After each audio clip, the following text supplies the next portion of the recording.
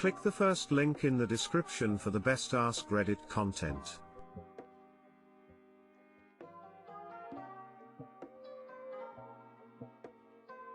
AITA for keeping it real and telling my friends that they don't fit into my life anymore. Okay, so I have a group of friends who I loved dearly, but I am not the same person I was when we all met. I have wanted to change so many things in my life and I couldn't because I was and am an alcoholic.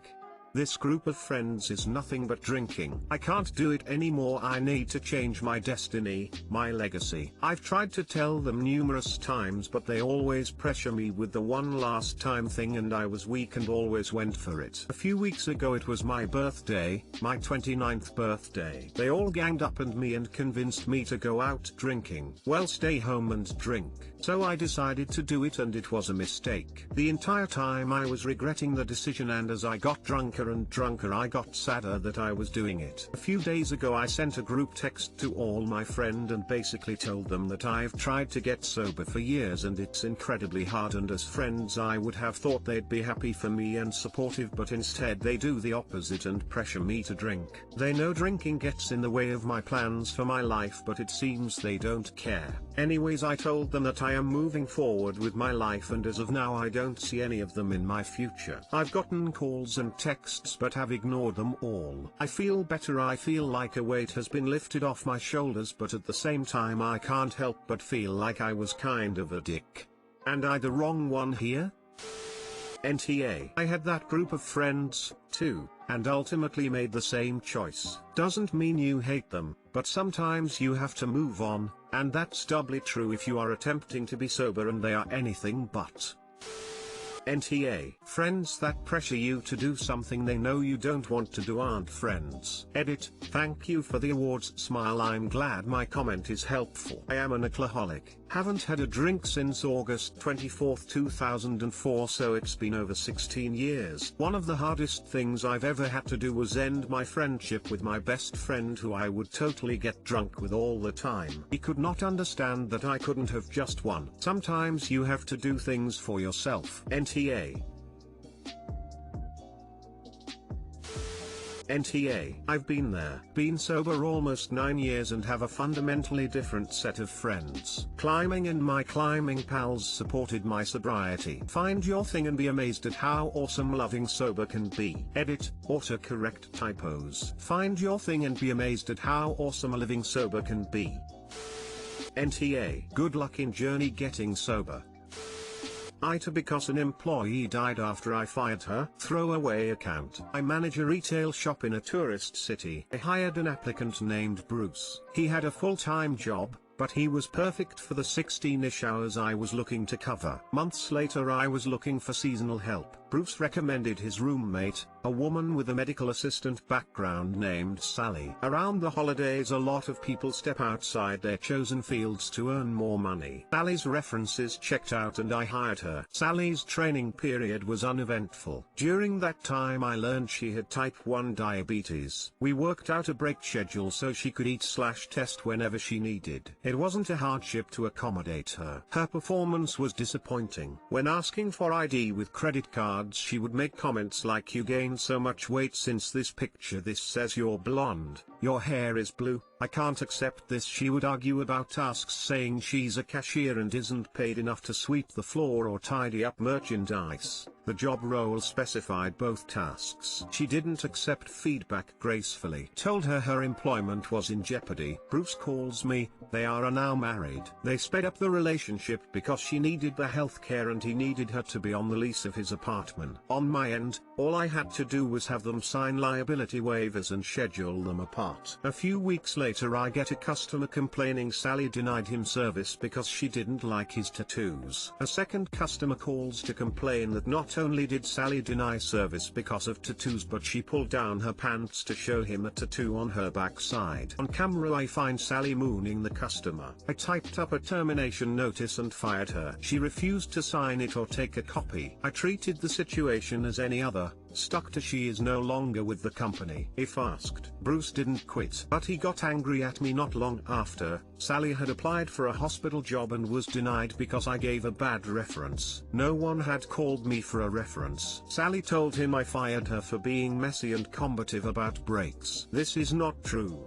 but I can't tell Bruce that. Unless Sally signs a disclosure, I can't share any details of her employment/termination with anyone. Called the hospital that denied Sally. The HR department told me that they had an application from her but had not reached out for references as she was not being considered. What I infer from this is, Sally lied to Bruce about why she was fired, and then when the job search went bad, she told Bruce I was ruining her prospects. Soon after Bruce calls, he'd been trying to call Sally but she didn't answer. He went home from his other job and found her dead, complications from diabetes. Bruce quits. He says she would still be alive if I hadn't fired her or sabotaged her, that I am the reason his wife is dead. I didn't tell him she lied to him. I don't see any way that would help him with his grief. AITA? Info: how would her having a job keep her alive? If she was getting healthcare through Bruce, then shouldn't her healthcare needs be addressed? I had to edit to stay within the character limits. Bruce's reasoning is that if Sally had been at work when she experienced medical distress, that there would have been someone available to call for help. He only has Sally's versions of events. I fired her from the job she had out of hand and then sabotaged subsequent employment out of spite. Therefore I am the reason she was home alone instead of at work. Also, he quit through a group text to the entire staff claiming I was a murderer. More info: after Sally was termed, she called every company she knew affiliated with our company, vendors, the landlord, the man on our FedEx route, etc., and claimed I was discriminating against her. This didn't hurt the business as everything was documented to the parties who were relevant, and the vendors/delivery companies were more confused than anything about what she reported. Edited because I hit the wrong button.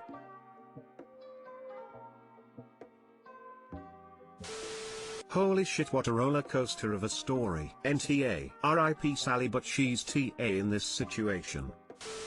NTA. Bruce is mourning and he's lashing out. You are not responsible for her health or the complications that arose from it. You didn't sabotage her and she deserved to be fired. Many people want someone to blame when a loved one dies, but his accusation isn't rational.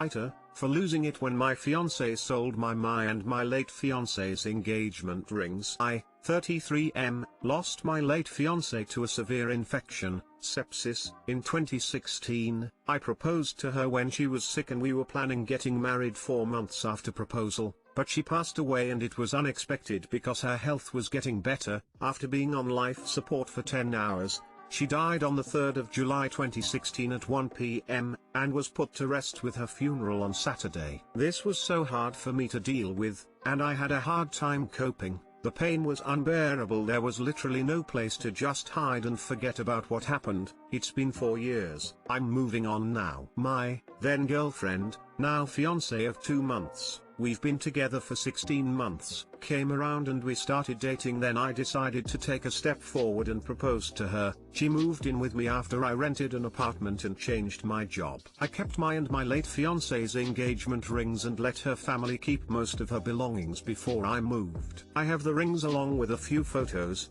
and stuff we bought together. My fiancé noticed the rings and said that I was weird for still keeping engagement rings. I don't know why she'd think that. It's not like I wear my past engagement ring on my finger or anything, but she seemed uncomfortable that I was keeping them as mementos. I've been struggling with money lately and she brought up selling those rings couple of times, but I just told her I'd work something out since she'd get sensitive if I told her they're so important to me. She'd react to that. My and my late fiancé's rings were missing 2 days ago. She told me she sold them on Facebook for X amount of money and bought important stuff for the apartment to help with a thing or two. I lost it. I told her she had no right to take personal stuff and sell them online for her convenience, and thinking she was helping, she lashed out saying that she didn't expect me to blow up like that and tried to justify her behavior by saying that I clearly still have feelings for my late fiancé, and asked why would I still keep my late fiancé's engagement ring when I already have a fiancé. I told her that she would never understand how much she hurt me and disrespected me by doing this. I asked her for some space and she said she wanted to spend the night at a friend's place till I figure out my priorities and realize I shouldn't have yelled like that. NTA. You should file a police report, even if it means getting her arrested. Hopefully they can recover your stolen property. The relationship was dead the second she took cash from another person and handed them your rings. She has no respect for you at all. Find out who she sold them to and get them back. File a police report if you need to. This is theft. This would be a deal breaker for me. Op. I'm so sorry for your losses. NTA. NTA, do not marry this girl. That was horrible and cruel of her. Don't marry her, to get her the fuck out of your life. Contact the guy who bought the engagement ring and see if he would sell them back to you. It's an awkward thing to do, but given the circumstances it's worth a shot. Find the buyer and tell them they are stolen property. Your fiancé is jealous of a ghost. Your fiancé that passed would not want you to be with someone who would treat you that way. NTA. Step 1. File a police report.